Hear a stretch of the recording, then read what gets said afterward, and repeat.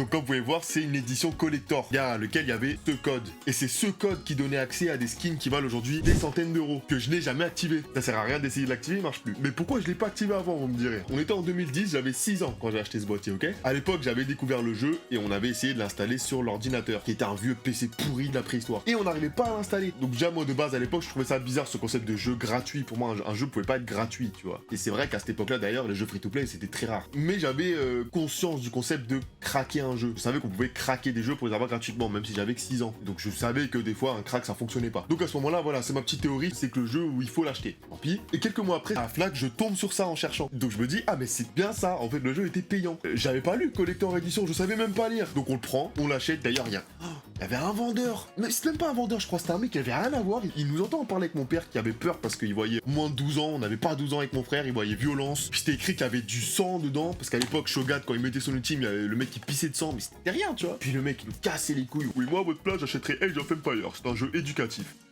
Et du coup, on essaie d'installer le jeu avec le disque et ça fonctionne. On arrive à installer le jeu. Pourquoi? On sait pas. Et puis on range le boîtier, quoi. Puis, un jour, on remet la main dessus, puis on voit que c'est une édition collector. Pourquoi? Ben parce qu'entre-temps, on a appris à lire. Et du coup, on trouve ce code, on essaye de l'activer, ben ça fonctionne pas. Il a expiré. On a envoyé des tickets à Riot Games. J'en ai envoyé plusieurs, je vais vous les mettre à l'écran pour leur demander s'il y avait moyen de faire un geste, parce qu'ils peuvent vérifier si le code a déjà été utilisé en théorie. Enfin, je crois qu'ils ont le répertoire des codes, donc ils savent qu'il a pas été utilisé, ou alors ils ont plus les données, je sais pas. Mais normalement, ils le savent. S'il y a des pros, dites-le nous en commentaire. Et ils ont refusé. Et les codes ont vraiment été désactivés, genre à peine 1 an avant qu'on s'en rende compte. Pour ceux qui veulent voir plus en détail ce qu'il y a dedans, allez voir le TikTok d'avant. Et si vous voulez voir ce que ça fait quand on essaye d'installer le jeu avec le disque encore maintenant, dites-le en commentaire, on va essayer puis on va voir, ça peut être très drôle en vrai.